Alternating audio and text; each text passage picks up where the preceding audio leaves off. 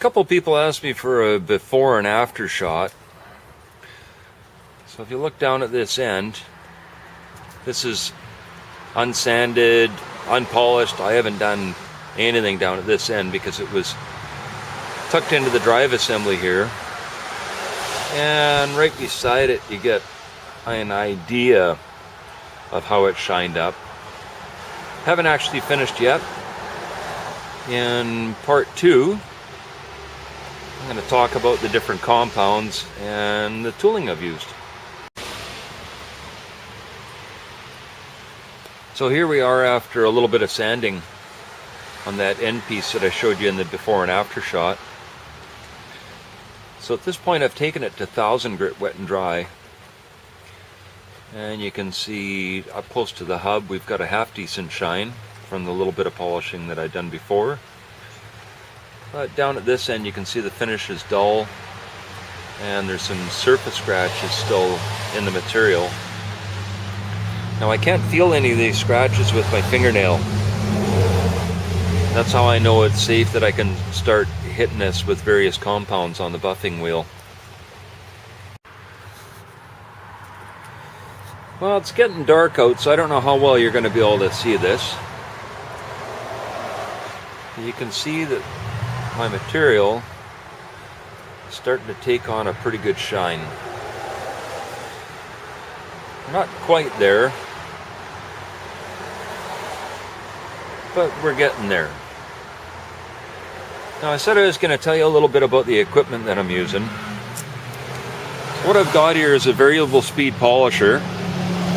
This particular one comes from Simoniz. And I've got a few different pads that I put on it.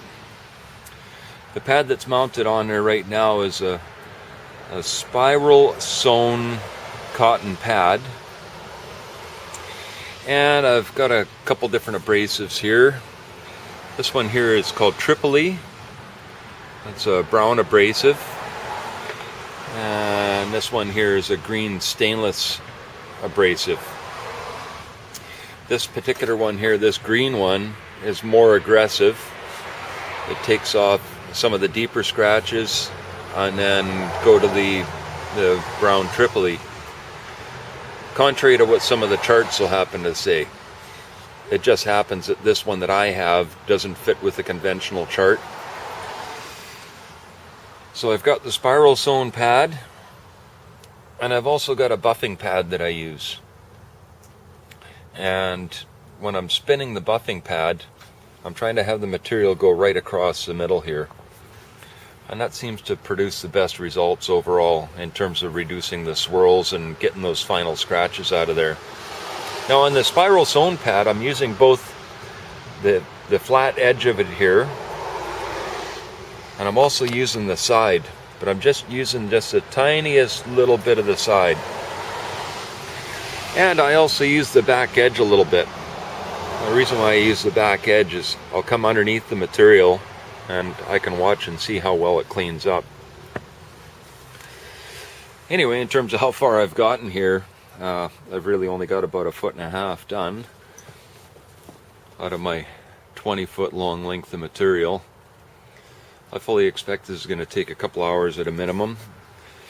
And the reason why I'm going to all this work is once I finally do all the cutting and welding and shaping and forming of this material, it's going to be very difficult to polish because it's going to be in an awkward shape.